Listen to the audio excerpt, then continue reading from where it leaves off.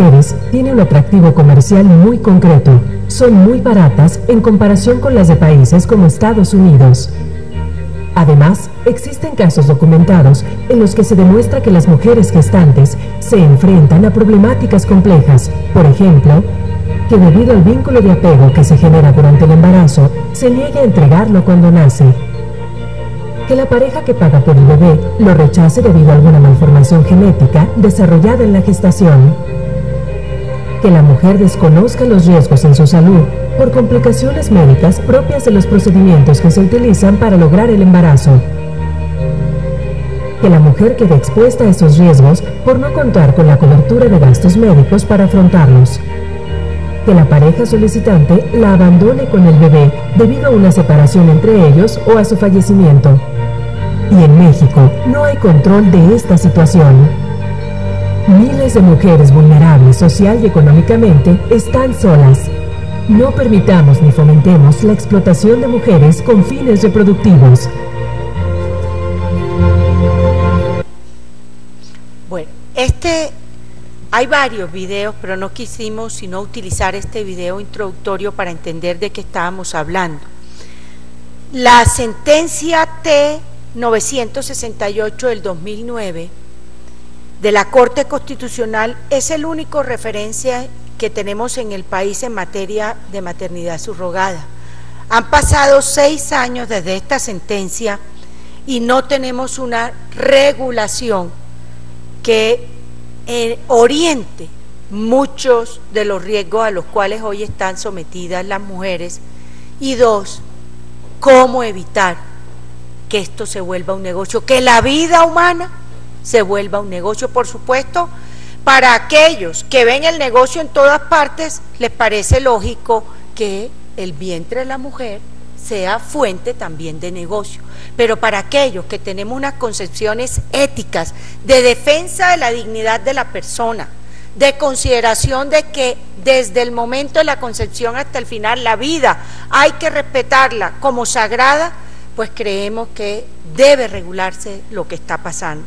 Por eso, nuestro objetivo, el del representante Valencia y mío, es poder contar con un proyecto de ley que defina la política pública en materia de maternidad subrogada, establecer la maternidad subrogada como una categoría de explotación de la mujer, evaluar si la maternidad subrogada es una categoría de las de tráfico de personas y revisar si la normativa vigente permite, es legal que haya un contrato de maternidad subrogada. Déjenme iniciar diciéndole que nuestra propuesta de proyecto de ley tiene 4 artículos. El primero es el de prohibir la modalidad de maternidad subrogada en el país. El segundo, definir lo que entendemos por maternidad subrogada como la contratación de una mujer para gestar un bebé, entregarlo a los solicitantes y renunciar a todos los derechos sobre el recién nacido. El tercer artículo es que todo acto jurídico en el que se consigne la obligación a cargo de una mujer de renunciar a la filiación materna que es de su esencia a favor del contratante o de un tercero se entenderá nulo de pleno derecho. Y cuarto, la ley regirá a partir de su promulgación y deroga todas aquellas que le sean contrarias.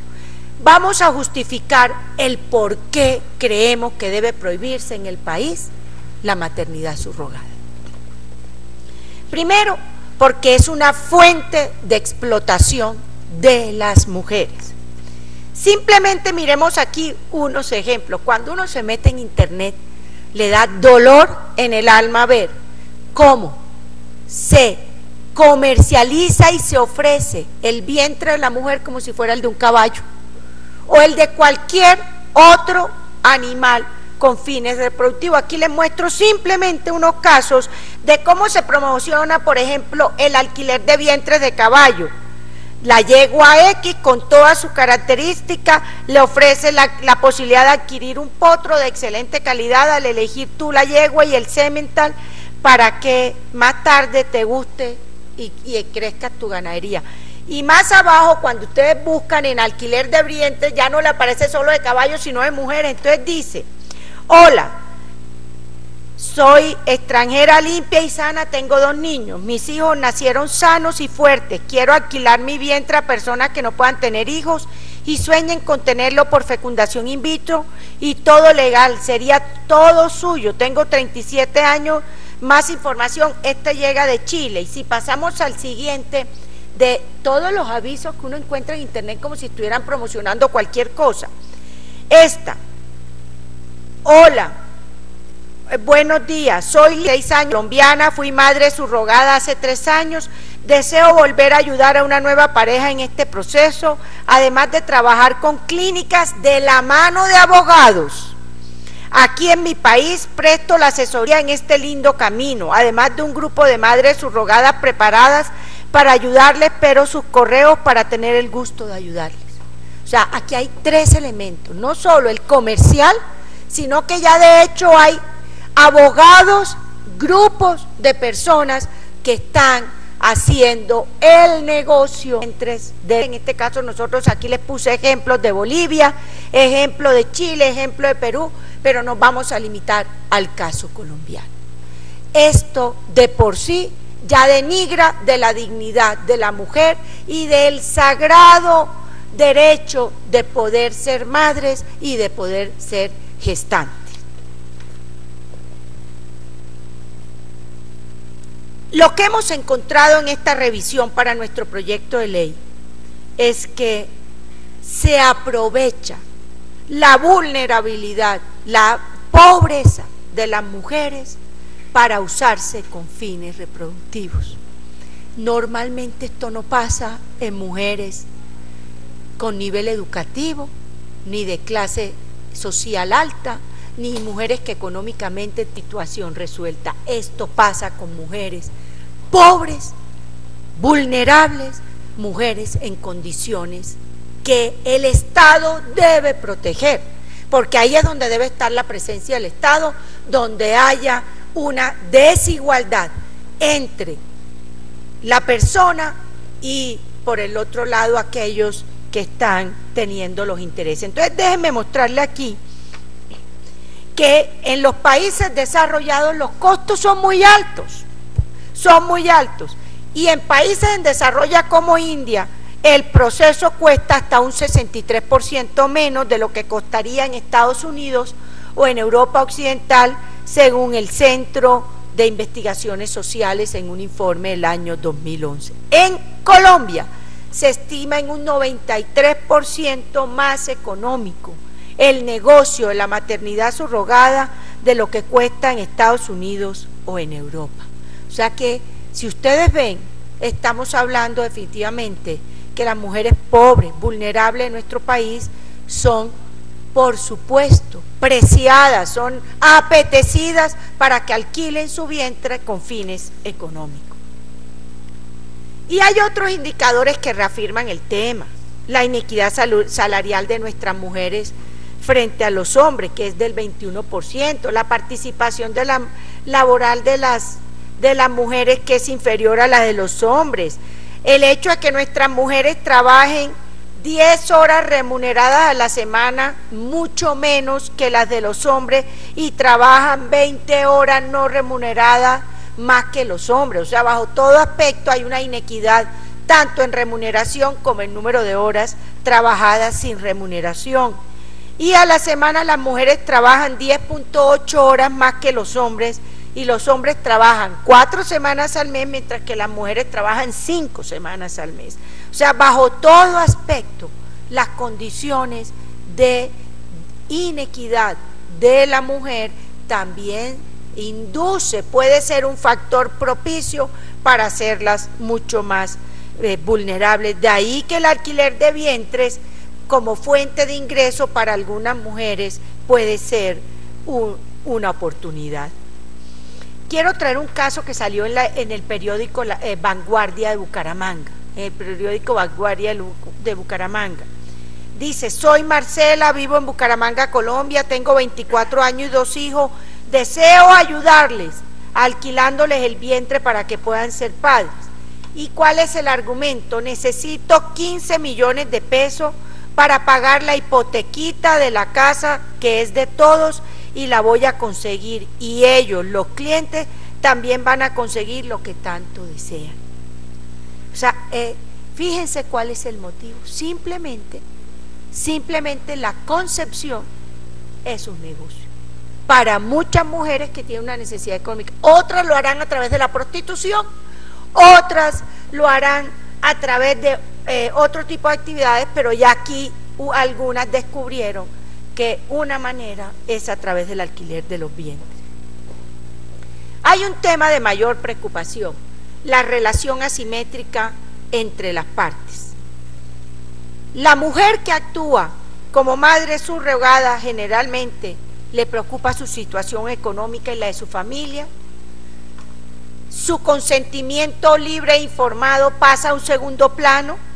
Su único atributo que se le valora es el que pueda procrear, y una vez el acuerdo queda concluido, se le separe de su bebé, simplemente quedó como una cosa más el embarazo. Como bien dice la Organización Panamericana de la Salud, este tipo de situaciones contiene todos los elementos que configuran una clara explotación de la mujer como ser humano y como madre. Esta fue una afirmación de la OEPS. Entonces, ese es nuestro primer argumento para estar en contra de que la maternidad subrogada se implante en el país. El segundo argumento es que la maternidad subrogada sí constituye un tráfico de personas. ¿Por qué? De acuerdo con la ONU, la trata de personas es, abro comillas, la captación, el transporte, el traslado, la acogida o la recepción de personas recurriendo al uso de la fuerza u otras formas de coacción, el rapto, el fraude, el engaño, el abuso de poder o de una situación de vulnerabilidad, o la concesión de pagos o beneficios para obtener el consentimiento de una persona que tenga autoridad sobre otra para propósitos de explotación, cierro comillas. Cuando se comercializa y se vuelven cosas los bebés de mujeres que son vulnerables, por supuesto que se constituye un tráfico de personas que viola los derechos humanos, pues los bebés se convierten en intereses, se convierten en cosas, en un bien que puede ser comercializado, y por el otro lado la mujer en su condición de vulnerabilidad por la necesidad que requiere también entra en una situación de desventaja y en un producto de compraventa. Veamos ejemplos de bebés frutos de esta compraventa. Cuando un bebé es fruto de la compraventa, el bebé objeto del contrato se espera que sea, entre comillas, de calidad. Eso da un dolor en el alma. Esto quiere decir que si el bebé al nacer no es de calidad a juicio del que el que contrató, puede darse el lujo de rechazarlo. Esto quiere decir que si el bebé nace con una malformación física o de otro tipo, el que contrató el alquiler del vientre puede no aceptarlo. Eso simplemente le implica a la madre tener que asumir su responsabilidad de, como bien decía ahora el representante Santiago Valencia, de quedarse con el bebé. Miren aquí ejemplo, otro bebé enfermo de un vientre de alquiler rechazado por sus padres adoptivos. Ese bebé padecía de distrofia miotónica congénita que implicaba problemas musculares y cardíacos, y los padres adoptivos acogieron al gemelo porque eran gemelos, acogieron al gemelo sano, rechazaron al enfermo. Primero los trafican, después los devuelven, la macabra realidad tras los vientres de alquiler, y devolvieron a un bebé por padecer síndrome de Down. Esto de algunos de los que pudimos sacar en internet como ejemplo. O sea, esto no es tampoco común como algunos creen, es muy frecuente, inclusive hay una película que se pasó hace unos años sobre ese tema al respecto. Hay también unas redes de comercio mundial de tráficos de bebé. En Estados Unidos en el 2014 desmantelaron una red de abogados que había creado un inventario de bebés no nacidos para venderlo a $100.000 utilizando vientres de alquiler. En Asia desmantelaron una red de venta de bebés llamado Babe 1013. Se liberaron a 21 mujeres jóvenes vietnamitas secuestradas mediante el ofrecimiento de trabajo, y realmente las iban a utilizar era como madres gestantes a través de la implantación de embriones o de violaciones. En Nigeria, en el 2012, la policía rescató a 32 niñas embarazadas entre los 15 y los 17 años. Ya estamos hablando también de nuestras niñas metidas en el negocio. Algunas de ellas declararon que aunque el precio final dependía del sexo del bebé, les habían ofrecido aproximadamente $200 por venderlos, y luego los bebés serían revendidos entre $2.000 y $6.000. Ejemplos concretos del uso de tráfico de personas. El tercer argumento por el cual creemos que esta práctica debe ser prohibida es porque la normatividad de la maternidad subrogada en Colombia hoy no ha sido desarrollada, y eso está permitiendo que se juegue y que se vuelva una mercancía, algo que es sagrado y que debe respetar la dignidad de la mujer.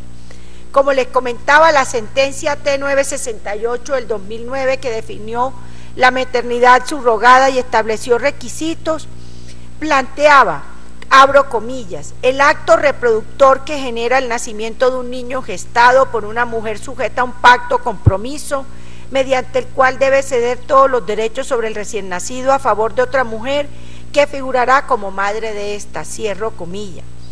De esta definición adoptada por la Corte, ¿qué podemos concluir?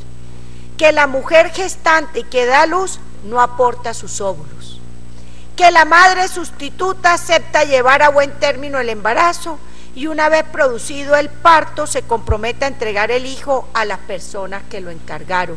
O sea, hay un rompimiento filial que se supone no se debe dar.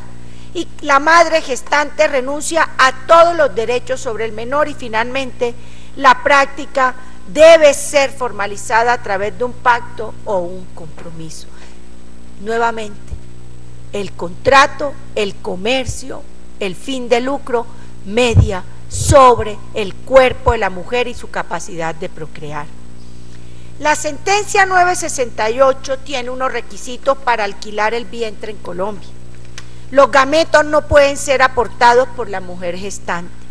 La mujer gestante no puede tener un fin lucrativo, entre comillas. La mujer gestante debe ser mayor de edad y tener hijos. La mujer gestante debe someterse a los exámenes pertinentes antes, durante y después del embarazo. Se debe preservar la identidad de las partes. La mujer gestante no puede retractarse de entregar al menor. Los padres solicitantes no pueden rechazar el hijo bajo ninguna circunstancia, y la mujer gestante no puede abortar. ¿Se cumple en el país esto? En paralelo, sabemos que en el país está prohibida la remuneración por órganos o por tejidos. De acuerdo con el decreto 2493 del 2015, se prohíbe la remuneración o cualquier tipo de compensación o retribución por la donación o suministro de un órgano o un tejido. Primero, gratificación o pago al donante vivo, a la familia del donante fallecido, al banco de tejidos o de médula ósea, a la IPS, EPS o cualquier otra persona natural o jurídica por donación o suministro de órganos o por tejidos humanos. El cobro al receptor por el órgano trasplantado tampoco está permitido, y la publicidad sobre la necesidad de un órgano o tejido, sobre su disponibilidad, ofreciendo o buscando algún tipo de gratificación o remuneración.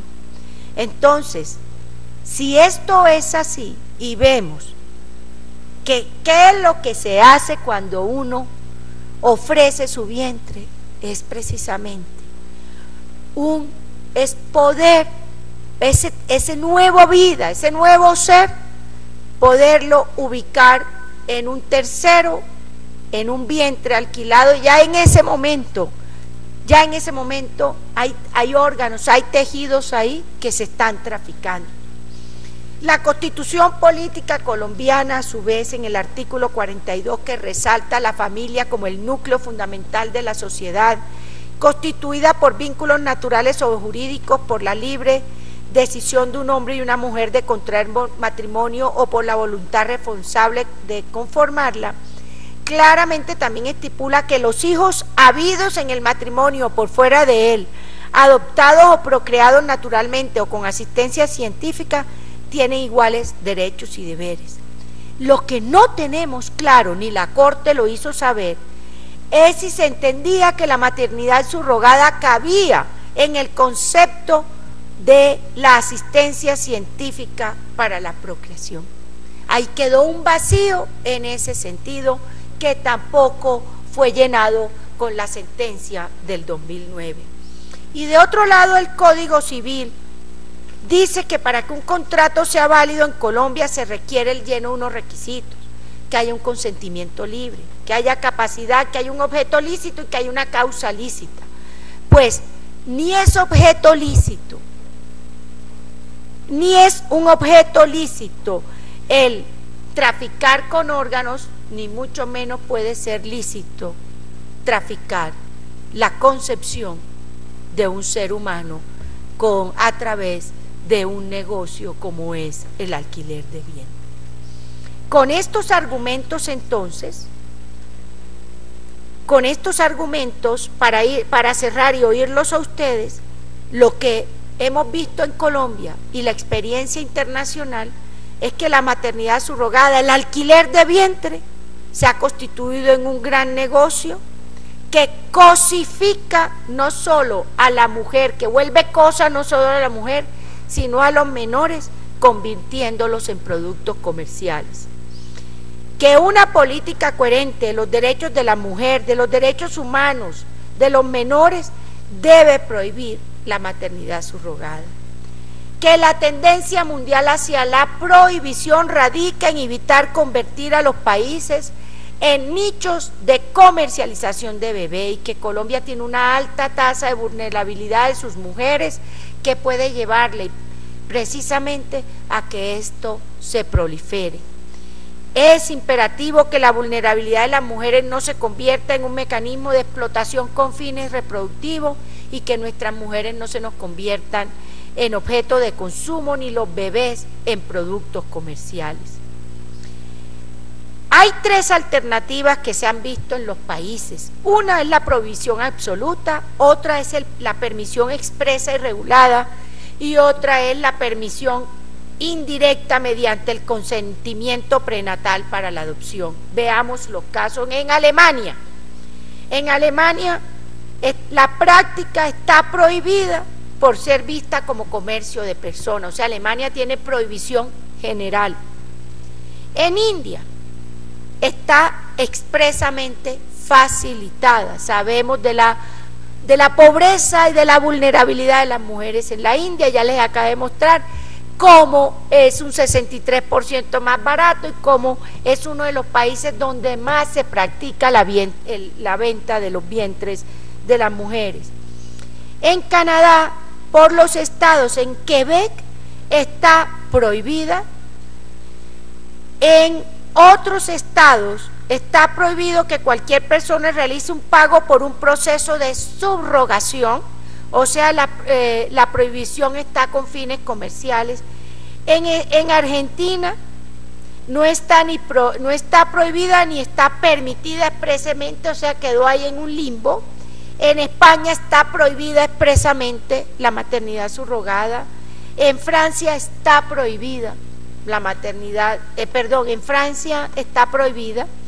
En los Países Bajos se prohíbe la subrogación con fines comerciales y se requiere un proceso no comercial por ley. En Portugal está prohibida. Aquí traje unos ejemplos de cómo está el tema. La verdad, sí ve uno una tendencia preocupante en los países desarrollados. La tendencia es a no permitir la maternidad subrogada. Y entonces se presentan dos dilemas. El primer dilema es, bueno, pero si prohíben la maternidad subrogada, el alquiler de los vientres, ¿qué va a pasar con las parejas que son infértiles? Parejas bien habidas, que tienen matrimonios bonitos y que no pueden tener bebés, las están sacrificando si prohíben la maternidad subrogada. Señores, tenemos alternativa. Una es la adopción, que es formal, que por ejemplo el solo ICBF en sus cifras muestra cómo hay disponibles 5.000 niños en Colombia que están pendientes de que puedan tener la posibilidad de ser adoptados. O sea, ahí hay una alternativa que no riñe con los principios del respeto a la dignidad de la mujer y a la dignidad del bebé. El segundo dilema que pueden plantear, si hay prohibición absoluta, ¿qué pasa con la libertad de las mujeres? Entonces, aquí hay dos temas que hay que sopesar. De uno, el interés superior del menor versus la procreación como un negocio. En nuestro caso, creemos que debe predominar el interés superior del menor y la dignidad de la mujer, y que la libertad de la mujer a usar su cuerpo no puede desconocer el interés del bebé y no puede desconocer su dignidad, como tampoco volver su cuerpo un negocio. Con estos argumentos queremos escucharlos a ustedes sobre el tema que creemos de la mayor importancia y que el representante Santiago Valencia y yo les agradecemos nuevamente que nos hayan acompañado hoy, pero mayor gratitud con sus comentarios y sus reacciones ante esta propuesta que pensamos radicar, un proyecto de ley que en el país restrinja la maternidad subrogada y que no se permita, frente a la vulnerabilidad y la pobreza de muchas mujeres, que se utilice como negocio y que mucho menos se deje de lado y se cosifique a los bebés dentro de este proceso. Mil gracias y abrimos a los comentarios de ustedes. Sí, nuevamente agradecerles su presencia. Como les había mencionado, ya me tengo que retirar a la Comisión de Ética, por lo tanto pedirles excusas. Sin embargo, aquí quedarán mis asesores y luego leeré atentamente los comentarios que todos ustedes hagan ya para discutirlos con la senadora y por supuesto en el entendido de que este es un punto de partida y no un punto de llegada. Esa es la razón de esta mesa de trabajo, y como les mencionaba, lo importante para nosotros es proteger los derechos del menor, los derechos del no nacido, el derecho a la vida, el derecho de las mujeres y por supuesto también el de los padres o eventualmente padres que no puedan tener sus hijos. De tal manera que les agradezco y me excuso nuevamente, pero me tengo que retirar. Muchas gracias. Abrimos entonces, gracias representante, a los comentarios, por favor. Buenos días, nuevamente me presento, Nidia Merchán, representante de la Universidad Sergio Arboleda. En la universidad hemos trabajado este tema. Nosotros pertenecemos a una red internacional académica en la cual apoyamos este año expresamente a Profesionales por la Ética, que es una organización que en Europa trabaja diferentes temas éticos, y este año trabajó puntualmente en la prohibición expresa en toda Europa de la maternidad subrogada, porque consideramos que esto es equivalente directamente a explotación de la mujer con fines reproductivos. Con el panorama que ya la senadora nos presenta, trabajamos académicamente con ellos porque consideramos que es allanar el camino para prevenir lo que está usted mostrando ya en nuestro país y que está apareciendo. Que no se convierta en que, como viene de Europa y como supuestamente está asociado a progreso, nosotros ¿por qué no lo hacemos y por qué no caemos en el mismo error grave de vulneración de la dignidad de la mujer y de los niños? En este año se presentó nuestra ponencia al Parlamento Europeo, y también vamos a seguir trabajando en otros temas muy importantes, como es el de la protección de la mujer, madre y trabajadora, por la discriminación de la que es objeto. Estos son temas muy importantes que hemos venido trabajando Y a nivel del país estamos en proceso de formación de mujeres y niñas en lo que es su verdadera dignidad bajo el feminismo de la complementariedad. Cuando nosotras, fundamentalmente mujeres, sabemos de nuestra dignidad, sabemos el lugar que ocupamos y vemos con mucha objetividad, con mayor objetividad, el objeto del cual podemos ser causa de vulneración de nuestros derechos y de nuestra misma dignidad. Eso es básicamente lo que nosotros hacemos en Colombia, por eso estamos aquí y pues queremos apoyar todo este trabajo importante en Colombia. Respecto a lo que ha dicho la senadora, queremos comentar algunas ideas que son importantes tenerlas en cuenta. Empezamos diciendo, apoyando unas ideas importantes del trabajo que se ha hecho en México frente pues a toda esta problemática social que se está viendo en las mujeres indígenas y de estrato económico bajo, porque ellas por su necesidad son el caldo de cultivo perfecto para hacer de esto un negocio. Entonces empezamos con la indiferencia incuba las distorsiones sociales, alienta la injusticia y solapa la expansión de conductas dudosas o evidentemente delictivas. Por eso apoyamos todas estas iniciativas de salir de esta ignorancia, de proteger a nuestras mujeres más vulnerables.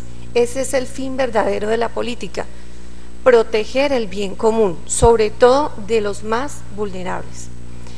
La maternidad subrogada no es otra cosa más que explotación de mujeres con fines reproductivos. Ese es su verdadero nombre. No es una maternidad, no se podría considerar una maternidad, porque la maternidad busca proteger la vida de los seres involucrados en una maternidad, que no son solo la mujer y el bebé, sino también de todos los que rodean la maternidad, padre, hermanos y demás familiares. La sociedad misma ve desdibujado el concepto de familia al no proteger lo sagrado, la maternidad. No se puede permitir que el sueño de una persona destruya la vida de otra. La maternidad o la paternidad no es un derecho de propiedad. No porque algunas parejas no puedan tener por infertilidad o esterilidad hijos, se tiene el derecho de acabar con la vida de otro, como es el de un bebé, una familia, una madre. Eso no da derecho, y mucho menos si hablamos ya de discriminación por el hecho de ser personas económicamente y socialmente, académica y culturalmente menos favorecidas. También queríamos comentar adicionalmente a algunos derechos que nosotros hemos identificado se vulneran.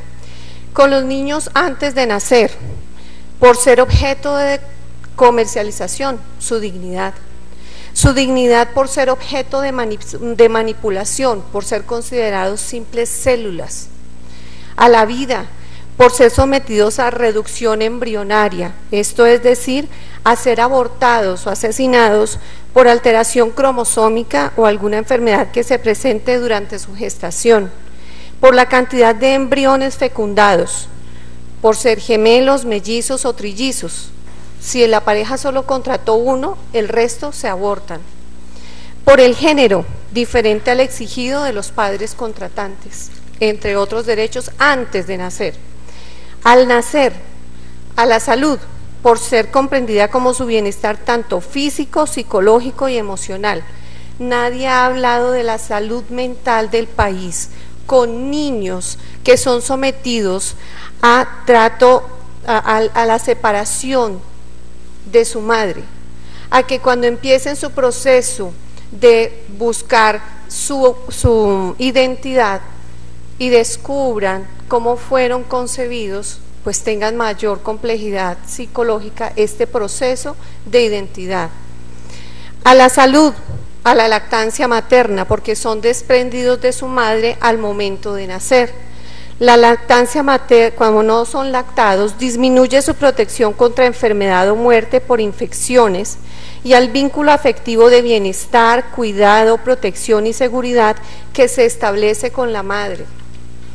A la familia, por cuidado y protección cuando es abandonado por los padres contratantes por haber logrado un embarazo propio durante la gestación del bebé objeto de la maternidad subrogada, o por alguna enfermedad con la que haya nacido, o por la separación de los padres adoptivos, en el mejor de los casos si no es abortado antes.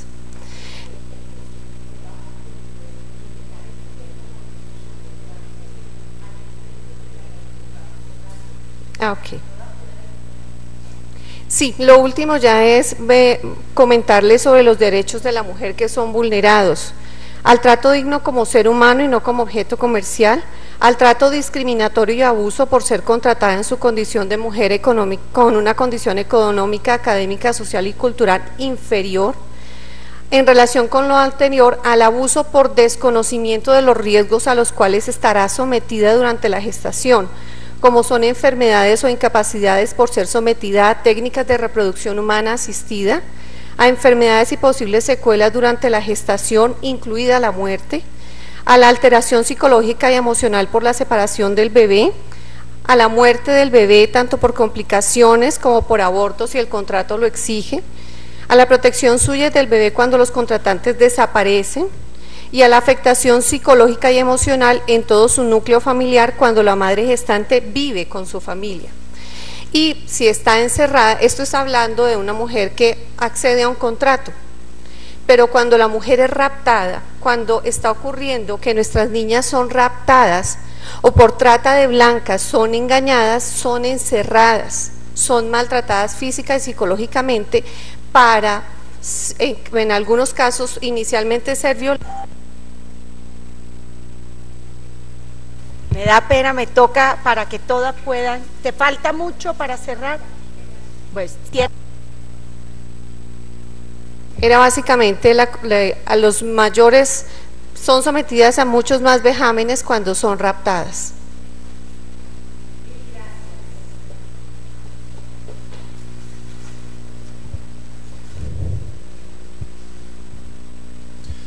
Gracias, buenos días, ¿cómo están? Sí, trataré de ser conciso. Me presento ante ustedes, soy Germán David Ospina, yo soy médico, soy ginecobstetra y soy especialista en reproducción humana. Es decir, me especializo en ayudar a parejas con problemas de fertilidad.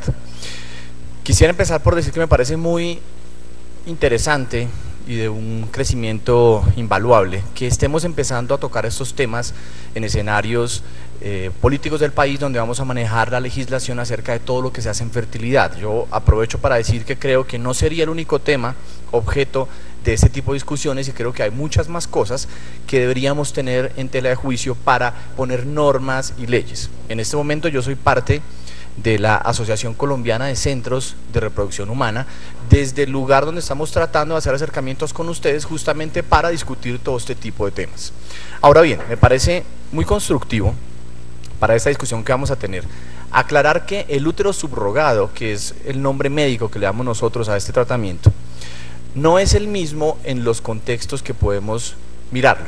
Yo les diría que hay 4 escenarios potenciales desde los cuales tenemos que evaluar el útero subrogado. Escenario número 1, la mujer que nace sin útero, es decir, que por algún problema congénito de su desarrollo embriológico nació y no tiene útero. Es decir, que esta mujer puede tener sus ovarios, puede ovular, puede producir óvulos, pero no tiene un útero, un lugar o una matriz, como dice popularmente, donde pueda llevar su hijo.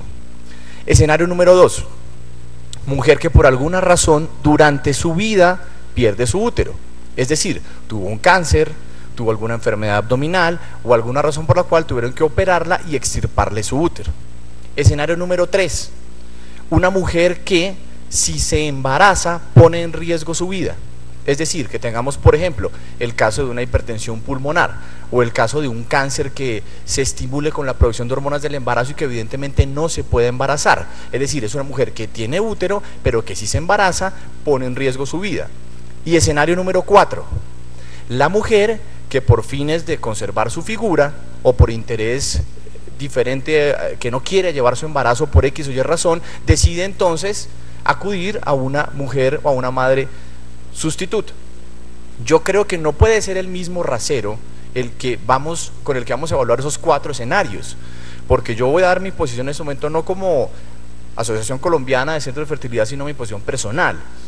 Y les digo porque en Colombia claramente sabemos que no lo podemos hacer, no porque esté prohibido o esté avalado, sino porque no hay nada con respecto a este tema. Estamos en un limbo legal que es justamente lo que queremos tratar de evitar.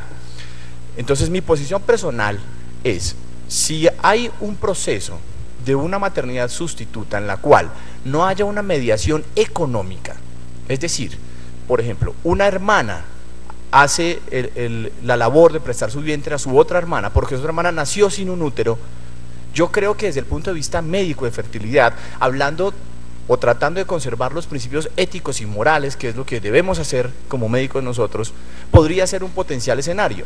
Estamos totalmente de acuerdo que la mediación económica y el pago la cancelación por fines económicos u otra manera de esclavitud, porque puede llamarse así, está totalmente prohibida, y la tendencia, como se hacía en la presentación de la senadora, está claro, en la mayoría de países del mundo está claramente negado, pero tendríamos que poner en tela de juicio el escenario en el cual podría haber no mediación económica, sino un vínculo afectivo o un vínculo familiar que permita que eso pueda ser llevado a cabo.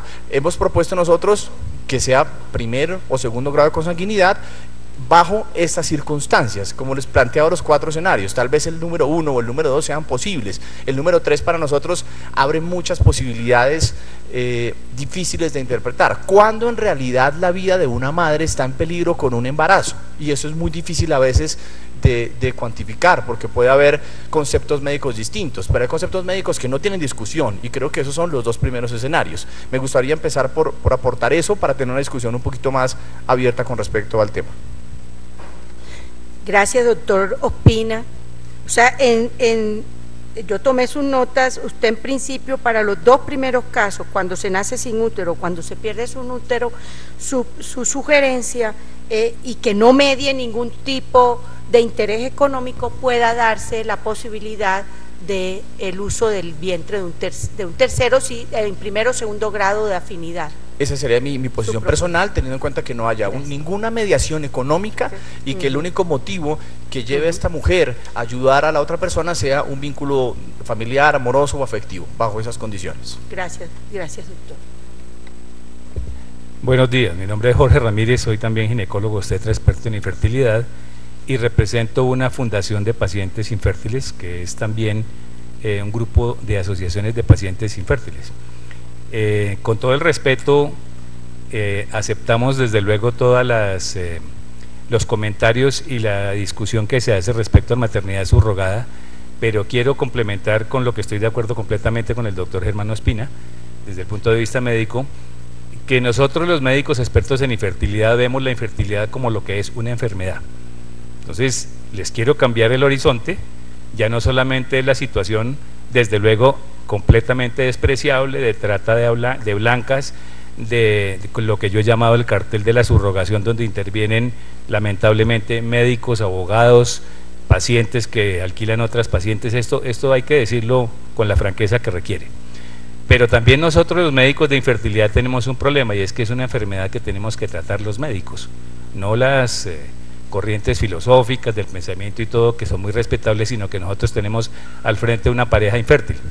Cuando la mujer tiene en el 5% de los casos un problema de infertilidad debido al útero, tenemos que darle alguna alternativa, bien dijo el doctor Germán, o nacen sin útero, o lo pierden, o por cáncer lo tuvieron que retirar. Entonces, también desde el punto de vista humano, de una pareja que quiere tener hijos, que la mujer tiene sus óvulos, que el hombre tiene sus espermatozoides, y que es una familia, que es una pareja constituida en familia, busca la manera de tener un hijo de la manera que el científico le pueda proveer. Hace 33 años, cuando empezamos estas disciplinas con el doctor Lucena, la fertilización in vitro era vista como si fuera un demonio. Creo que todavía en algunos casos la ven. Pero pues hay que recordar que fue premio Nobel, ni más ni menos que Robert Edwards, el que diseñó la fertilización in vitro para fines reproductivos. Entonces el tema complicado, y lo dijo bien el doctor Ospina, es cuando el negocio interviene, porque no estamos de acuerdo con eso. O sea, indudablemente no se puede, entre otras cosas, aquí llegamos a un limbo entre el Código Penal y lo que son los proyectos de ley que voy a hablar ahorita un poquito, por favor, una esperita.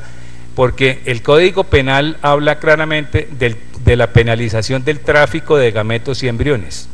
Es decir, uno no puede comprar gametos para vender, ni el médico, ni las pacientes, ni nadie. Entonces, aquí llegamos a un limbo complicado porque se nos está llegando al punto de la fertilidad, en donde si estamos hablando de que comprar y vender es recibir unos gametos para proveerlos a alguna paciente, estaríamos también dentro de la misma situación.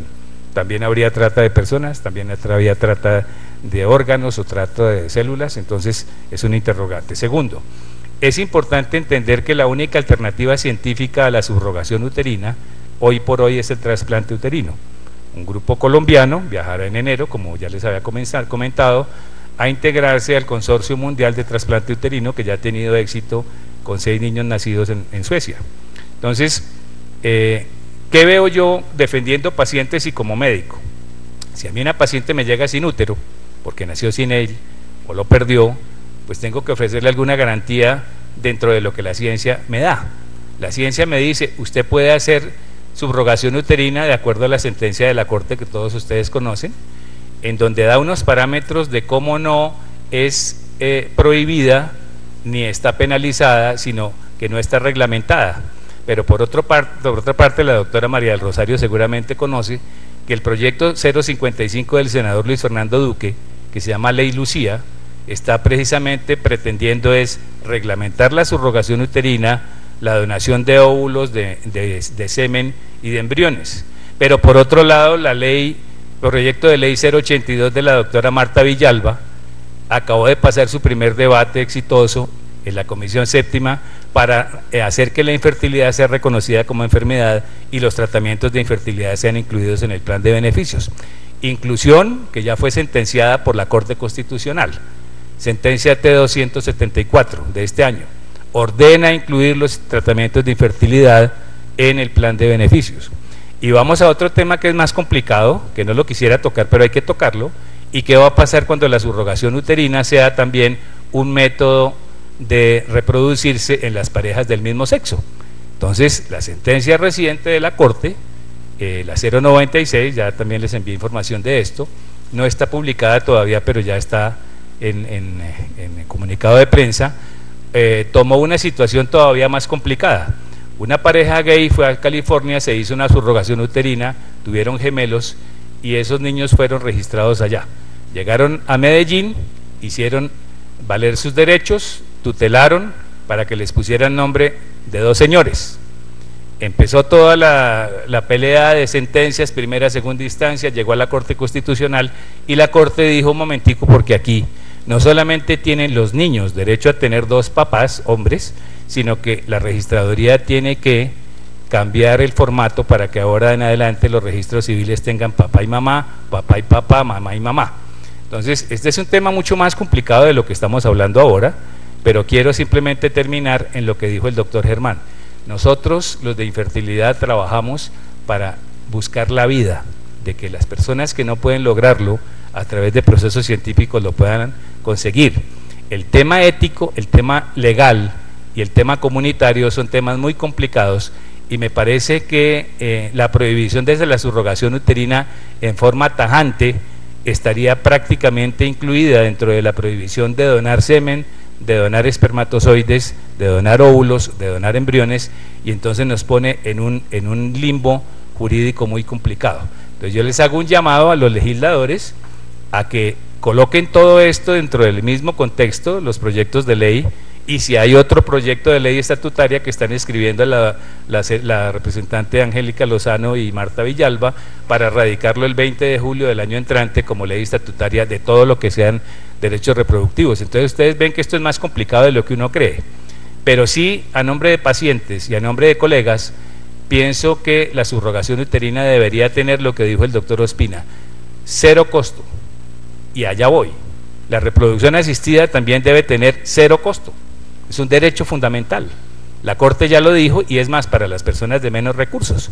Entonces, lo primero que quiero decirles es que en Colombia no se puede hacer subrogación uterina si no es en un centro de fertilidad. El doctor Germán representa la mayoría de los centros de fertilidad serios, y entonces sería muy fácil de legislador a grupo científico marcar los puntos en donde es posible, donde es aceptable, y simplemente con que un centro con su comité de bioética evalúe la pareja que tendría o no la opción de utilizar una subrogación uterina, llegue a resolver el problema más grande que hay con la subrogación, y es que el niño nace y toca hacer algo fraudulento. ¿Por qué? Nace a nombre de la mamá que lo tuvo. Ese certificado no puede ser inscrito en la registraduría porque queda a nombre de la mamá que lo tuvo, pero la mamá originaria, o sea biológica, no es esa mamá. Entonces tienen que entrar a un proceso o de adopción de hecho, que ir a bienestar familiar y entrar en una serie de situaciones, o meter a un colega en problemas de expedir un certificado falso diciendo que nació a nombre de otro. Entonces esto de una vez sí les pido el favor, o lo prohibimos o lo reglamentamos, pero no puede seguir como está, porque un día un colega va a terminar en la cárcel por hacer un favor. Gracias, doctor Ramírez. Ha planteado usted varios temas que son, uno, la amplitud de proyectos de ley que están hoy discutiéndose en el Congreso. No es fácil, la unificación solo puede las cámaras respectivas, si la temática es similar, pues acumularlo. Conozco tanto el del doctor Luis Fernando Duque como no con la misma profundidad de la representante Villalba, pero son, digamos, cada uno tocan temas similares pero con enfoques distintos.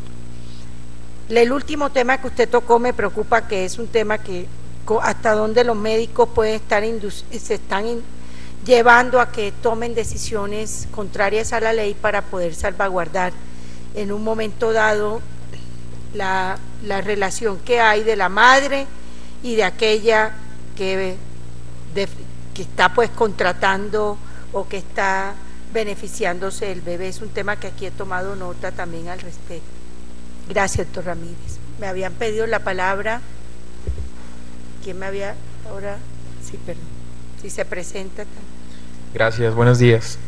Soy Paulo Realpe, asesor jurídico del ICBF, y quería brevemente referirme primero a la misma sentencia que usted, doctora, se acaba de referir también, la T968 del 2009, que no obstante regula un caso particular que incluso no tiene que ver con específicamente el tema que estamos tratando, sí da unos parámetros, digamos que generales en relación a la maternidad subrogada.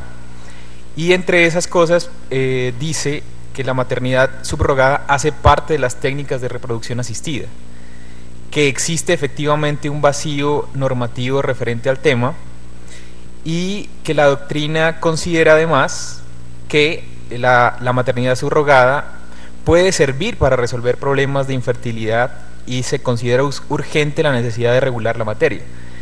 Entonces, efectivamente, además de eso, la sentencia establece unos parámetros en los cuales deberían tenerse en cuenta en una eventual legislación, y entre los parámetros a tener en cuenta se debe resaltar el tema de que no puede ser o no puede tenerse un fin lucrativo.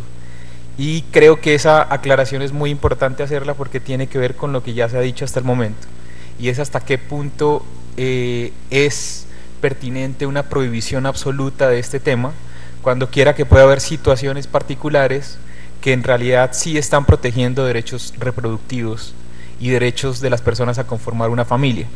Y brevemente también quería referirme a una sentencia de la Corte Interamericana de Derechos Humanos. Es el caso Artavia Murillo y otros versus Costa Rica, y precisamente se habló en esta sentencia acerca de estos temas y en general de las técnicas de reproducción asistida. Hay muchas cosas interesantes en esta sentencia, y de las cuales quiero resaltar que este asunto trata de fecundación in vitro, precisamente porque Costa Rica es el único país en Latinoamérica, creo que en el mundo, que prohíbe estas técnicas. Entonces, ya no, que prohibía estas técnicas, está bien. Entonces este caso es súper importante porque en él la Corte Interamericana da unos parámetros en relación con muchos derechos fundamentales protegidos por la Convención Americana de Derechos Humanos. Entre ellos están los derechos reproductivos, los derechos a fundar una familia, el derecho a procrear, el derecho a la autonomía, la vida privada, la misma maternidad. Y dice textualmente que el derecho a procrear hace parte del derecho a fundar una familia, y entre ellos incluye en las técnicas de reproducción asistida esta posibilidad de útero subrogado como uno de los mecanismos que pueden ser útiles para aquellas familias que por una u otra circunstancia no han podido ejercer ese derecho de fundar una familia. Entonces, de manera breve, creo que igual como lo dijeron antes, se celebra que en el legislativo se empiece a hablar sobre este tema de técnicas de reproducción asistida. Sin embargo, creo que sí hace falta como un debate mucho más amplio en relación con todo el panorama general que se establece, tanto jurídico como en el tema médico, que es demasiado complejo, y creo que hay que hacer un estudio, digamos, referente a estos temas que estamos hablando en este momento. Yo quiero hacer una distinción. No es lo mismo, no todas las técnicas de reproducción asistida usan la maternidad subrogada, porque de hecho hay mucha mujer que en su propio cuerpo hace uso del tema. Aquí lo que estamos cuestionando realmente es el uso de la subrogación con fines lucrativos y fuera de eso que afecten la dignidad de la mujer y por supuesto el feto, porque muchos de los institutos de fertilidad que lo manejan lo hacen básicamente de las mismas mujeres que por alguna circunstancia o su esposo no tiene un espermatozoide que les permita concebir, o la misma mujer no les permite la concepción, etcétera. Pero no, aquí estamos en el proyecto de ley es focalizándonos fundamentalmente es en el alquiler de vientres, concretamente, donde por supuesto uno de los mecanismos es este que hemos venido hablando. ¿Algo más tiene el ICBF que...? Solamente en relación a lo que dice doctora, y es que creo que hace falta hacer esa distinción en relación precisamente a que la maternidad subrogada como concepto debe ser separada del alquiler de vientres con fines lucrativos, que en realidad sí, digamos que habría una claridad en relación a que existe una prohibición al respecto, pues claramente, ¿no? No, es que realmente, no sé si usted vio al inicio de la definición de que estamos entendiendo como maternidad subrogada, y la gran preocupación es que la maternidad subrogada se está volviendo, es un negocio que está afectando sobre todo a las mujeres más vulnerables por su circunstancia socioeconómica, cultural o académica inclusive. Ese es el tema. Gracias.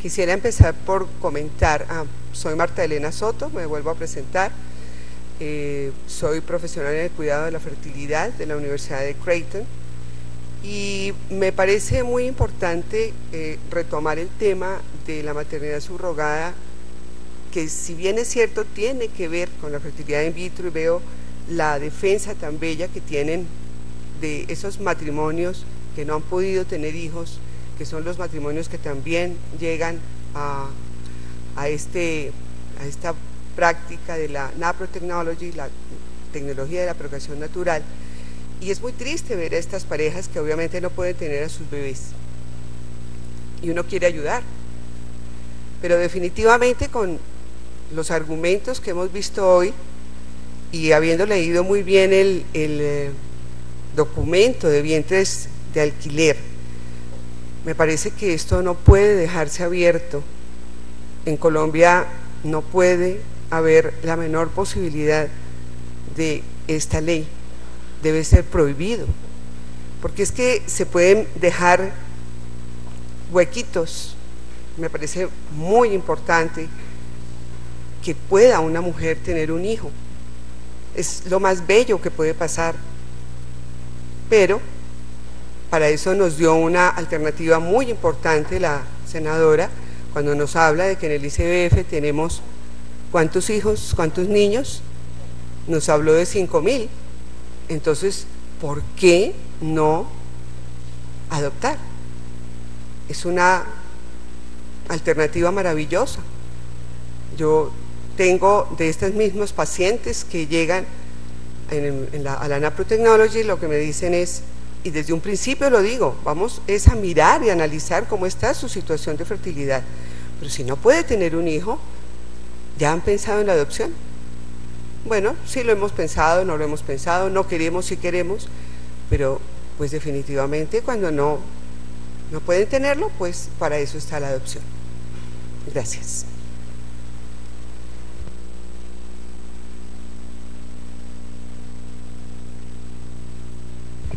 Gracias, doctora Soto. Yo no sé si de pronto vale la pena que en 2 minutos usted ponga en contexto a los asistentes en qué consiste la Naprotechnology. Bueno, la naprotecnología es una parte de la ciencia, no es una nueva ciencia, simplemente es una parte de la ciencia de la fertilidad natural. Se basa en analizar los biomarcadores que tenga una mujer durante su ciclo menstrual y mirar si a través de estos biomarcadores algunos están funcionando de forma inadecuada, de tal manera que se determina si una mujer lo que tiene es, por ejemplo, una endometriosis o tiene taponamiento de las trompas de falopio o tiene una corta fase luteal que no permite que tenga la suficiente cantidad de progesterona y por ende va a perder a su bebé, o determina qué falencias fisiológicas pueda tener durante ese ciclo menstrual y así empieza un tratamiento. No es fertilidad in vitro, por eso se llama, es la tecnología de la procreación natural. Esta ciencia nace en el Instituto Papa Pablo VI de la Universidad de Creighton en Omaha, en Nebraska, a cargo de un ginecobstetra, Thomas Hilgers. No está muy conocida, pero lleva alrededor de 28 años, lleva 40 años en el instituto, inicia solamente con la parte de el reconocimiento de la fertilidad y finalmente él tiene unos muy buenos aportes ahora con la procreación natural, solamente determinando cuáles son los factores que hacen que estas mujeres no puedan tener hijos. En Colombia está apenas llegando, soy la pionera y en este momento hay ya 5 bebés que nacieron solamente con mirar que tenían problemas las mamás y cuáles eran los problemas que tenían, y algunas les habían dicho ya no hay nada que hacer, usted no puede tener hijos, otras intentaron hacer fertilidad in vitro, de estas parejas todavía no han tenido bebés, pero sí hay 5 chiquitines que ya pudieron lograr nacer. Entonces pues es una tecnología que de verdad en Costa Rica, por ejemplo, es uno de los países que la acogió dentro del POS para que las mujeres puedan tener acceso a esto. Aplaudo lo que dicen los médicos que están acá presentes de no cobrar la fertilidad in vitro, aun cuando con todo respeto les digo que si se pudiera evitar y mirar primero cuáles son los problemas que tiene la mujer, pues posiblemente lo que se puede buscar es que no haya daño peor cuando se hace la fertilidad in vitro. Gracias, doctora Soto. Adelante, por favor.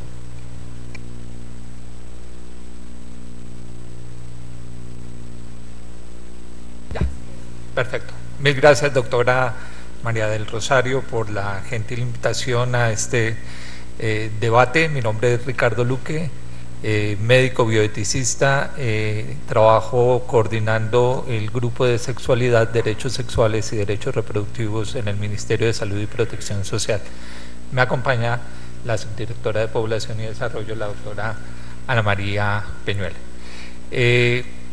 Celebro que efectivamente estos temas estén a la orden del día en el Congreso, como deberían estar muchos otros de salud sexual y reproductiva. Y estoy de acuerdo con el doctor Ospina y con los médicos anteriores que dicen que el tema no es solamente regular el tema de vientre subrogado, sino que realmente lo que hay que regular en el país son los procesos de fertilidad asistida, ¿no? Hay temas muy candentes, como por ejemplo qué hacer con los embriones congelados que no están regulados, y al no estar regulados realmente ahí hay un dilema ético que viene creciendo, ético y legal, que viene creciendo día a día, porque cada día hay más embriones congelados en los centros de reproducción asistida, por tan solo mencionar un tema álgido de los que se pueden mencionar. Estoy perfectamente de acuerdo con la preocupación que asiste en términos de la comercialización o de la utilización de la mujer únicamente con fines reproductivos. Hay un principio filosófico, y doctor Ramírez, con el mayor respeto, pues a esto sí toca meterle tema filosófico y ético y de debate, porque justamente uno de los graves problemas que aborda la bioética es que, o el gran interrogante es si se debería hacer todo lo que técnicamente se puede hacer. Técnicamente se pueden hacer muchas cosas, construir bombas atómicas y tal, pero cuál será su utilización o cuál será realmente el propósito de esa tecnología, pues amerita un debate ético, no solamente en estos escenarios, sino al interior del mismo cuerpo médico o las personas que están haciendo tales desarrollos tecnológicos. Sin embargo, una medida prohibicionista de este orden me preocupa mucho, doctora María del Rosario. ¿Por qué?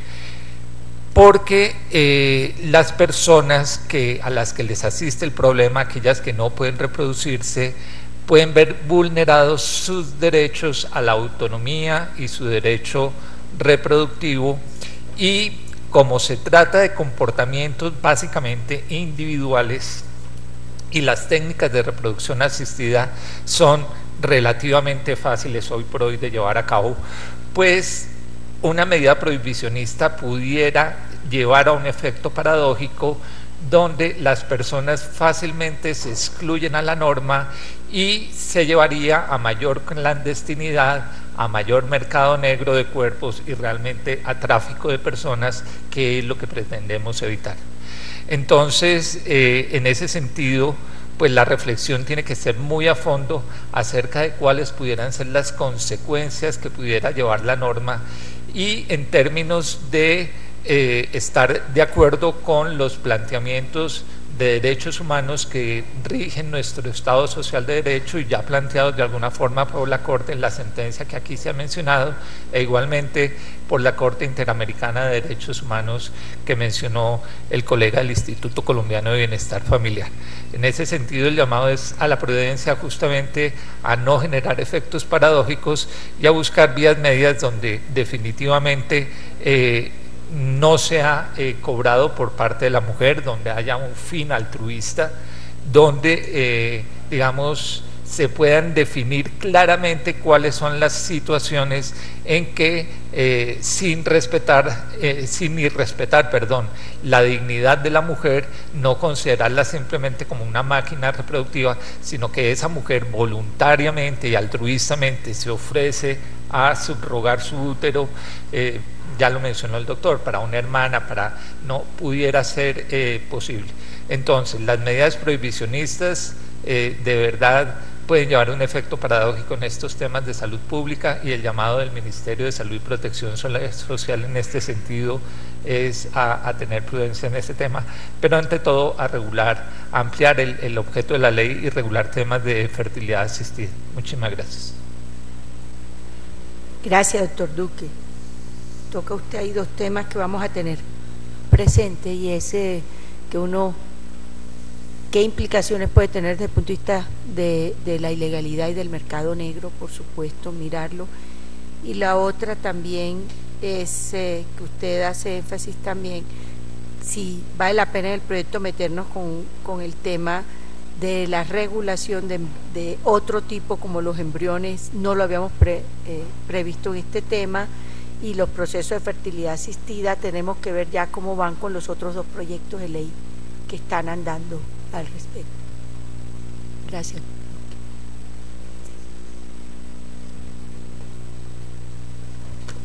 Bueno, yo me llamo Nubia Posada y mientras ponen la presentación estoy representando a la Fundación Colombiana de Ética y Bioética como vicepresidente. Mientras ponen la presentación quería hacer un comentario. Pues en bioética, los patriarcas de la bioética siempre han dicho, han reconocido que detrás de una conducta debería haber primero una reflexión. Por lo tanto, no se puede trivializar la reflexión. Y me parece, con todo respeto, doctor, hay que prohibir destruir seres humanos. Qué pena, pero si nos da miedo la prohibición con argumento de que otros lo harán y lo harán más, precisamente porque se les abren las puertas con argumentos de no prohibir. Y hay una concepción de la libertad de la mujer, principalmente, que lleva a una de las grandes manipulaciones de la mujer y de la humanidad entera. Yo no sé si ustedes han mirado el suicidio en Estados Unidos por parte de mujeres. El 10% se suicida por síndrome postaborto.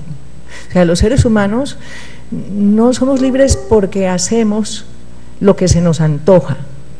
Tenemos libertad, pero nuestra libertad tiene que ser inteligente, y como la inteligencia tiene una estructura finalista, es capaz de prever, y esa es la causa de que exista la responsabilidad. No existe libertad verdadera sin responsabilidad.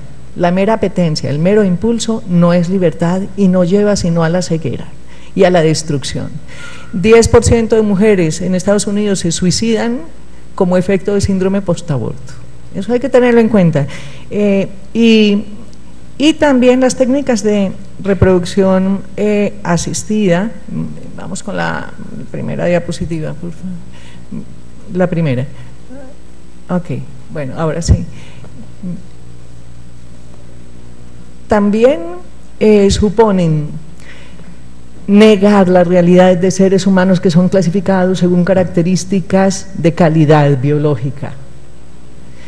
Son técnicas en las que no se respetó la Declaración de Helsinki de la Asociación Médica Mundial, ni la Declaración Universal del Genoma Humano y los Derechos Humanos, que Colombia es uno de los países que firmó esa declaración en el 97. No podemos decir que con argumentos de hacerle bien a unos tenemos derecho a destruir a otros clasificándolos según calidad biológica, y eso es lo que se hace. Ustedes destruyen seres humanos, cuerpos vivos de la especie humana en las primeras etapas de crecimiento y desarrollo. Esa es la realidad. Y es la realidad que les multiplican los riesgos de malformaciones. De eso sí hay saturación en las revistas científicas, está comprobado. Miremos esto. Todos los seres humanos desde su concepción poseen un genoma que los identifica y que se expresa de modo exclusivo a causa del impacto que causa en el genoma el medio ambiente. Gracias. Todo ser humano es un sí mismo, una realidad distinta a cualquier otro, y eso desde que tiene por cuerpo una célula hasta el final de su ciclo vital. Una vez se constituye teniendo por cuerpo una célula, lo que sigue es crecimiento y desarrollo. No es que en determinado momento empiece a ser humano, ya es, lo evidencia su genoma. Y eso lo reconoce la UNESCO en la Declaración Universal del Genoma Humano. Es un sí mismo, tiene una cantidad, unas cualidades, unas relaciones, una localización, un modo de estar, un poseer algo externo, capacidades de posesión, un contexto temporal, un movimiento que es inherente y que lo caracteriza como cuerpo vivo, y también puede ser movido. Y estas cosas cambian en la manera de vivirse a lo largo del ciclo vital completo, pero es exactamente el mismo individuo durante todo ese ciclo. Miren esto de la declaración, que se contradice evidentemente con la práctica de fecundación in vitro y transferencia de embriones, de la que el tema de la maternidad subrogada es sencillamente un subtema. El genoma humano es la base de la unidad fundamental de todos los miembros de la familia humana y el reconocimiento de su dignidad intrínseca y su diversidad. En sentido simbólico, el genoma humano es el patrimonio de la humanidad, o sea, ya científicamente no se puede negar que si ese genoma es humano, estamos ante un nuevo miembro de la familia humana. El genoma contiene lo común y lo diferente respecto de las demás especies. Quien tenga genoma humano es un individuo diferenciable de todos los demás, sujeto de todos los derechos fundamentales. Cada individuo pertenece a su especie durante su ciclo vital completo, por eso es que ustedes sí destruyen seres humanos en el laboratorio. Solo la fecundación y la muerte constituyen los dos extremos que marcan la discontinuidad biológica de cada ser humano. El embrión humano de fenotipo cigoto pesa 15 10 millonésimas de gramos, o sea, tenemos características concretas, como esas que vimos en la esfera de la segunda diapositiva, y es la única realidad unicelular totipotente, es decir, capaz de continuar su desarrollo característico de lo que es un individuo humano, no es cualquier célula, ni una mórula es un simple cúmulo de células, tiene todas las características de un ser vivo desde que inician su propia existencia teniendo por cuerpo una célula. Cada ser vivo es un individuo cuando es un organismo, es decir, una unidad integrada por estructuras biológicas y funciones, sea cual sea su nivel de complejidad. Miremos este artículo de la Organización de las Naciones Unidas, la Declaración Universal de los Derechos Humanos, clave de interpretación del derecho internacional de los derechos humanos. Todos los seres humanos nacen libres, no es que el nacimiento les dé la libertad, porque son humanos antes de nacer, no es que el canal del parto cree seres humanos, ya llevan 9 meses viviendo. Nacen libres e iguales en dignidad y derechos, y dotados como están de razón y conciencia, deben comportarse fraternalmente. Sean por favor fraternos, no sigan destruyendo seres humanos en los laboratorios. Artículo 2 de la UNESCO, de la Declaración Universal del Genoma Humano, firmado por Colombia.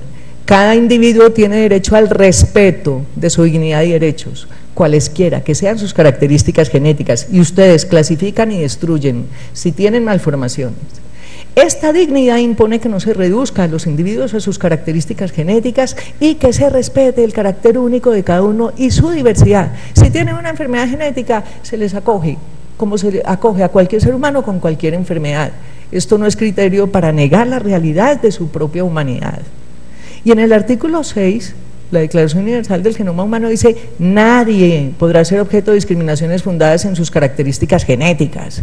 Corte Constitucional, sentencia 355 de 2006, uno de los argumentos para destruir seres humanos, características genéticas.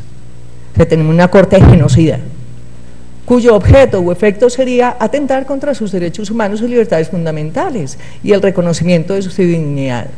Artículo 3 de la Declaración de los Derechos Humanos: todo individuo tiene derecho a la vida, a la libertad y a la seguridad de su persona. Entonces, ¿por qué en Colombia, la Corte y en el Congreso ustedes están promoviendo normas que promueven la destrucción de seres humanos? Y la libertad no está por encima de la vida misma, porque es que un ser vivo, o sea, en los seres vivos. Doctora Posada, le falta mucho. Tiene 2 minuticos, porque como faltan 2 y me toca ahora, viene la comisión, entonces nos toca en 15 minutos ocupar el salón. Entonces, le doy 2 minutos para que pueda concluir, excuse. Bien, muchas gracias.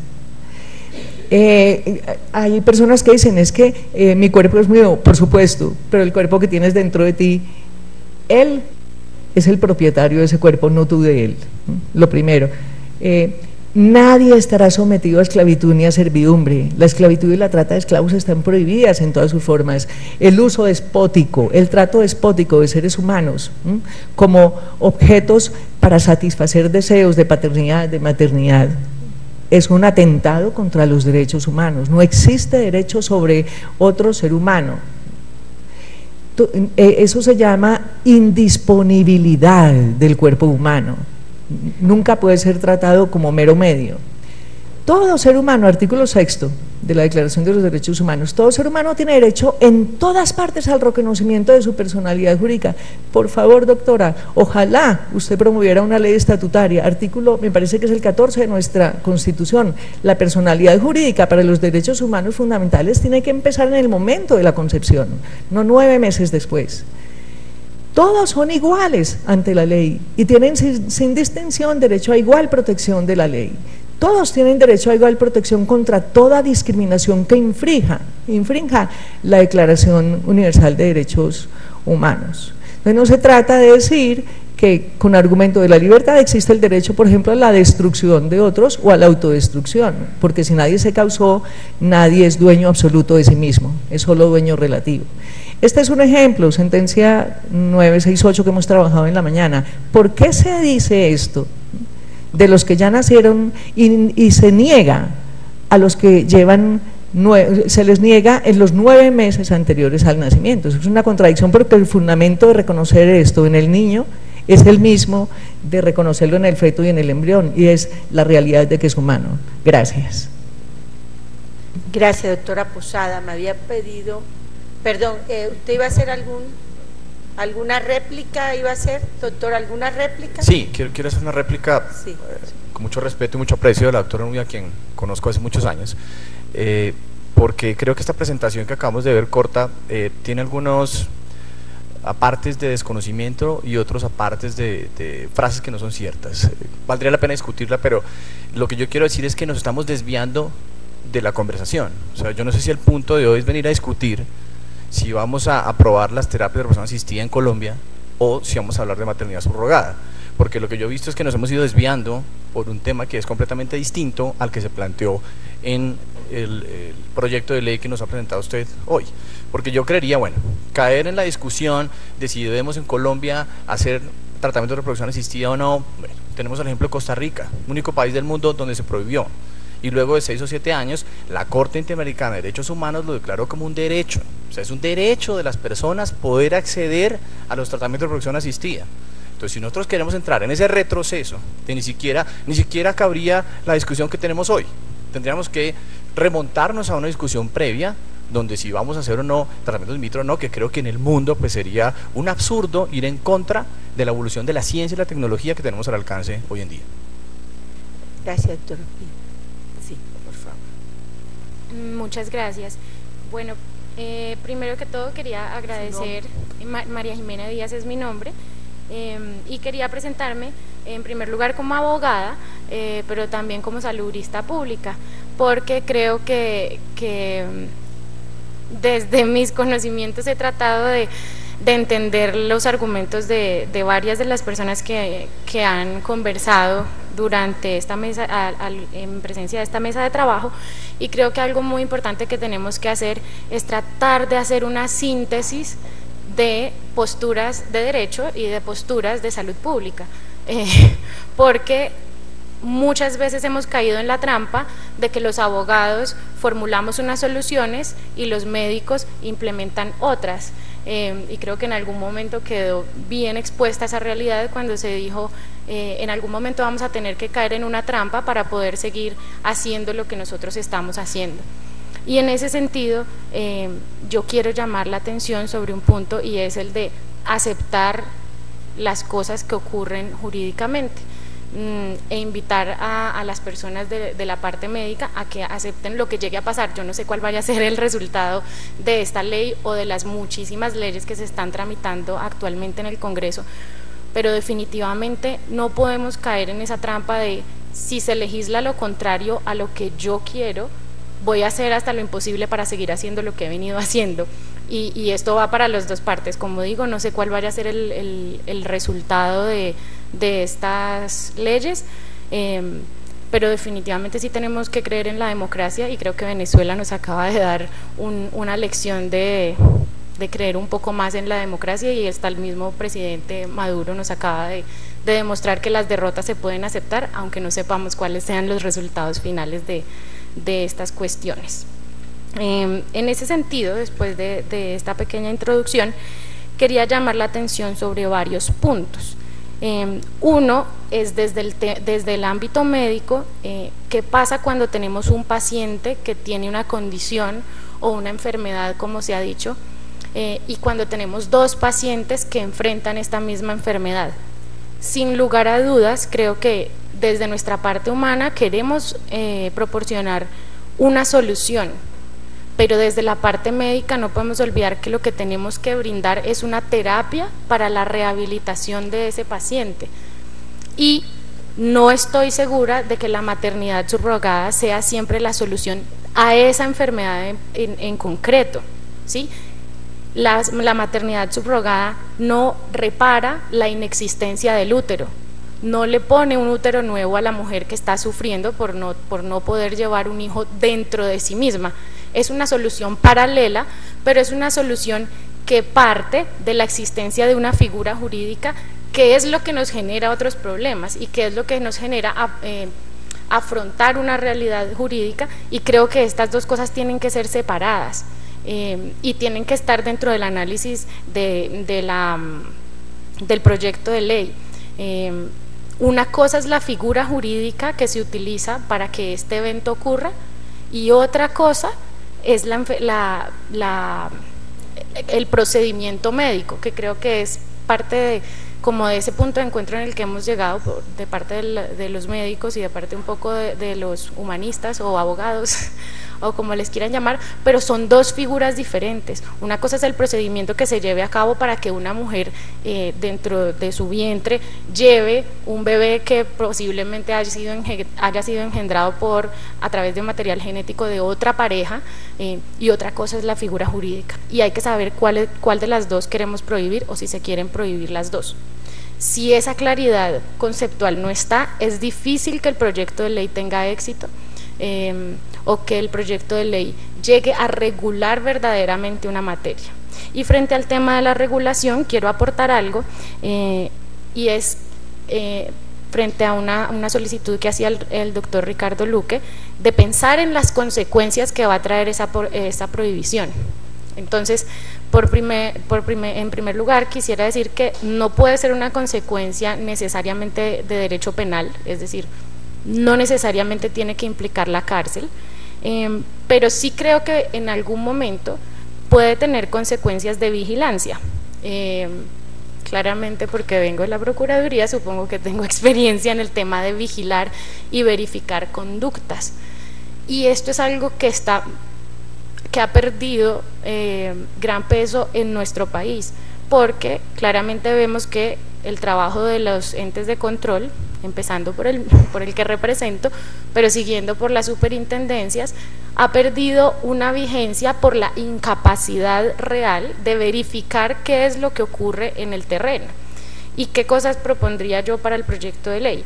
Que se verifique, por ejemplo, cuáles son las soluciones que se les está brindando a este tipo de pacientes, y una solución, por ejemplo, puede ser qué tanto estudio se ha hecho de la condición de fertilidad de estas parejas, si estas parejas previamente han conocido el tema de la adopción, qué posibilidades tendrían realmente de adoptar, y digo realmente porque sabemos que la adopción es un tema complicadísimo en nuestro país.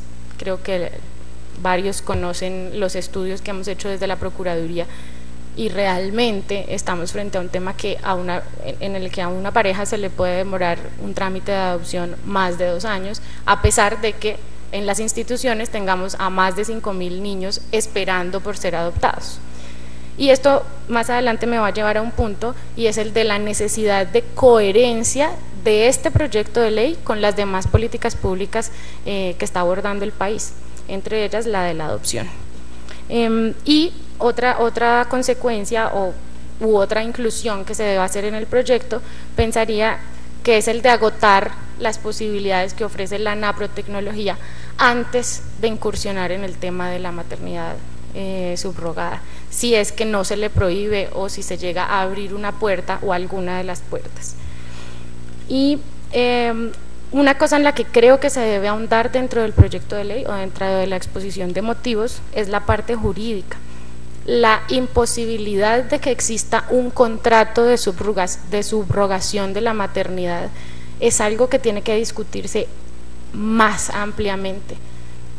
Está totalmente prohibido que existan contratos o acuerdos de voluntades, no solamente sobre el cuerpo, sino sobre las personas, y aquí entramos en el tema profundo de la trata de personas, ¿no? Y de algo que la senadora llamaba muchísimo la atención, y es la cosificación del ser humano. No estamos en posibilidad, no está en posibilidad el Congreso de retrotraer las leyes hasta el punto en el que se haga posible contratar sobre una persona que ya ha nacido. Ni siquiera estamos pues en el tema de que no ha nacido y qué va a pasar con esta persona, sino que el objeto del contrato de subrogación es entregar un bien que es una persona, y ceder todos los derechos que existen sobre ese bien. Y ahí yo quiero también invitarlos a pensar un poco en todo el tema de cómo vamos a definir la maternidad dentro de esta ley y cómo se define también desde el ámbito médico. Es claro que haya una formación de un nuevo ser humano por parte de los gametos de otras dos personas, pero ese ser humano también adquiere, no sé si material genético, pero adquiere alimentación de otro ser humano. No sé eso médicamente qué nombre llegue a tener, pero claramente se alimenta del endometrio de la nueva mamá. Entonces no estaríamos en ausencia de una mamá, estaríamos probablemente en presencia de dos mamás, o no sé qué nuevo término nos vamos a inventar para asumir esta nueva realidad, pero a este ser que lleva al niño no se le pueden desconocer tampoco otros derechos que provienen de una fuente biológica, pero también de una fuente de voluntad, y es que esta persona decide llevar al niño dentro de su vientre. Y esto nos presenta desde la parte médica muchísimos retos, y es profundizar en situaciones nuevas que se están generando en la actualidad, ¿sí? Y creo que sobre esto hay muy poca literatura de la que podamos decir, tenemos dos mamás, estamos frente a dos mamás, o qué va a pasar, o biológicamente qué tiene, pero es una invitación pues a que se profundice ese tema y a que no desconozcamos la presencia de dos mujeres que están dando su consentimiento, libre o no, pero… ¿Le falta mucho? Por favor, para cerrar. Perdón. Entonces, sería una mayor profundidad sobre el tema jurídico, sobre cuál sería el objeto de este contrato si es que llegase a existir. La prohibición de pago es algo que me alegra muchísimo que todos estemos de acuerdo. Ahora, hay que aclarar entonces de dónde provendrían los recursos que financiarían estos procedimientos, si los tendría que llegar a pagar el Estado, o qué es lo que se pretende que quien financie estos procedimientos que harían viable la maternidad subrogada. Y volver a recordar el tema de la protección a la maternidad que existe en nuestro país y que es constitucional, ¿sí?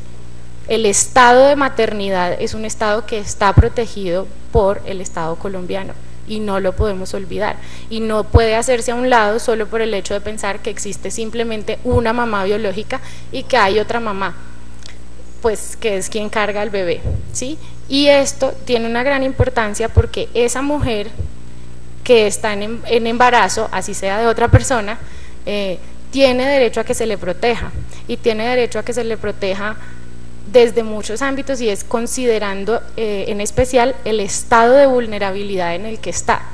Y ese estado de vulnerabilidad la mayor parte de las veces afecta su definición de cuál es su voluntad de lo que debe hacer o de lo que quiere hacer frente a su hijo. Y por último, quería llamar la atención sobre los derechos de los niños, ¿no? Hablamos pues de las dos mamás, del posible papá, o bueno, todo esto, pero ¿dónde queda en últimas el derecho de ese niño que se está engendrando? Primero, a conocer la manera en la que fue traído al mundo o en la que fue engendrado en algún momento de su vida, a conocer quiénes son sus progenitores, a conocer los vínculos que lo trajeron al mundo, a definir cuál es su nombre, qué quiere él, cuáles son sus deseos, y no podemos olvidar finalmente que este es el interés superior que hemos tratado de estar defendiendo desde hace mucho tiempo en nuestro país, y que definitivamente frente a este tipo de discusiones siempre es el último que se trata.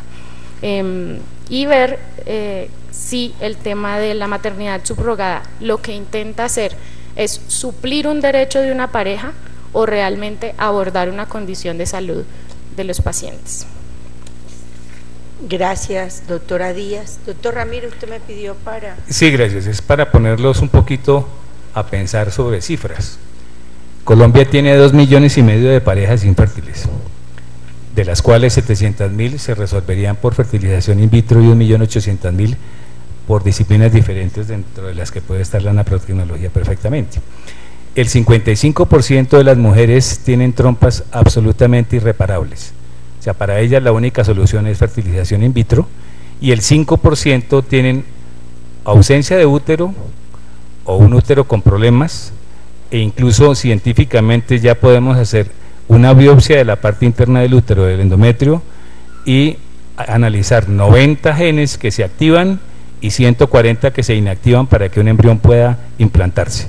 Eso en respaldo a lo del doctor Germán. Colocar un embrión en el útero no es simplemente ni llevarlo a que nazca ni a que no nazca. Hay mucha ciencia detrás de esto.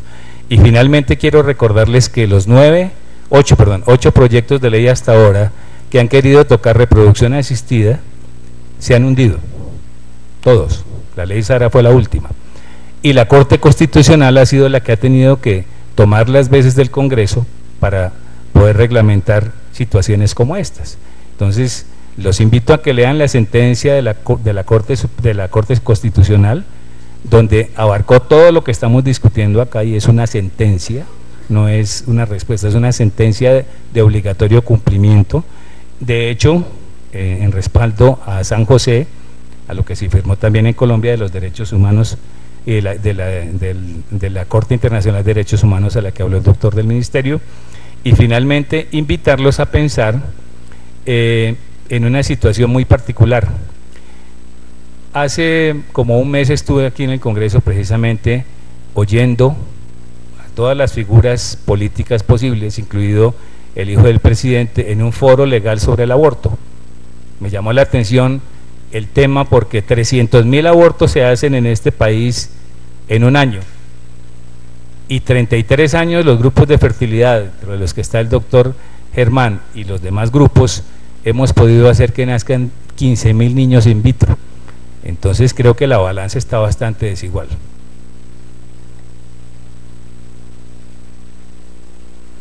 ¿Algún otro antes de cerrar? Por favor. Buenos días de nuevo, mi nombre es Andrea Garzón, de la Conferencia Episcopal de Colombia, del Departamento de Promoción y Defensa de la Vida. Bueno, pues la Iglesia evidentemente le preocupa el sufrimiento por el cual pasan las mujeres y las parejas que tienen problemas de fertilidad. Sin embargo, es evidente que la técnica de maternidad subrogada lleva y se basa en la instrumentalización del cuerpo de la mujer, transformándola en una herramienta de producción, por lo cual esto significa que el fin no justifica los medios. O sea, no podemos justificar que una pareja, por más problemas que tenga de fertilidad, use a otra mujer como un mecanismo para tener a un hijo. El derecho no es el derecho a ser padres, sino a que se pueda entender la maternidad y la paternidad desde el hecho y de reconocer el respeto de la dignidad de la persona humana, el cual pues todos somos portadores de ella intrínsecamente. Y además, porque tenemos que tener en cuenta que la paternidad o la maternidad pues en esta técnica estaría dividida entre la madre gestante, la madre genética, la madre educadora y un padre genético donante de esperma y un padre de intención. Entonces ahí, retomando un poco lo que decía la doctora Díaz, cuáles van a ser los roles y cómo va a ser entendida la maternidad y la paternidad. Por ello, retomo y insisto en que el fin no justifica los medios. Igualmente la Iglesia recuerda que la intención legítima y excelente de dar vida a un hijo no confiere pues el derecho a tener un hijo. Respecto a la madre portadora, la instrumentalización de la persona pues es manifiesta, poniendo su cuerpo a disposición de quienes lo requieran. La madre portadora produce un hijo a través de un instrumento de trabajo que es su útero, lo cual entraña una confusión entre el embarazo y la simple fabricación de una mercancía. Se asiste por otra parte a una división del trabajo de la reproducción que puede implicar potencialmente a 4 padres, como lo había mencionado, ¿no? La madre genética que proporciona el ovocito, el padre genético que proporciona el esperma, la madre portadora que recibe el embrión y lo produce hasta el nacimiento, lo guarda en su seno, y la pareja que tiene como proyecto final pues ser los padres de este hijo. Sin embargo, esta técnica saca la sexualidad de la vida íntima para transformarla en un servicio disponible de mercado. El uso de la mujer gestante saca su labor, su representación de una madre, de la maternidad, de la vida personal y privada para transformarla en trabajo y en servicio. La Academia Nacional Francesa de Medicina ha alertado también al legislador francés de una práctica que implica involucrar a cada persona sana de un embarazo que nunca está exento de riesgos obstétricos, y pues aquí los médicos también obviamente tendrán conocimiento de ello. Entonces pueden ser abortos involuntarios, disgravidia, diabetes de la gestante, peligros relacionados con el parto, impactos psicológicos, entre muchas otras complicaciones. También recordarles que la práctica de las madres portadoras trata al hijo como una cosa de la cual pues se puede apropiar. Benedicto XVI alertó en su primera encíclica contra la cosificación desenfrenada del ser humano que se impone pues a causa del relativismo, y cito: el hombre considera ahora el cuerpo como la parte solamente material de sí mismo que utiliza y explota de manera calculada. Nos encontramos ante una degradación del cuerpo humano que ya no es la expresión viva de la totalidad de nuestro ser, sino que se encuentra como relegada al ámbito puramente biológico. El ser humano se convierte entonces en una simple mercancía, como bien lo mencionaba el representante. Y de esta forma, si la maternidad subrogada instrumentaliza a la mujer, transformándola en una herramienta viva, también entraña la cosificación del hijo y ofende evidentemente la dignidad de este hijo. De hecho, la madre portadora se compromete a ceder su hijo, que habrá llevado durante 9 meses, poniendo el acto de disposición relativo a una persona. A ello le sigue la cosificación, como bien mencionaba, tratándolo no como un sujeto de derecho, sino como un objeto de crédito o algo pues que se referiría al contrato final. Es evidente que esta técnica o esta práctica representa también un retroceso en materia de equidad de género y respeto a los derechos de las mujeres, pues transforma el cuerpo y a la persona en un mero objeto de consumo, una máquina para hacer bebé.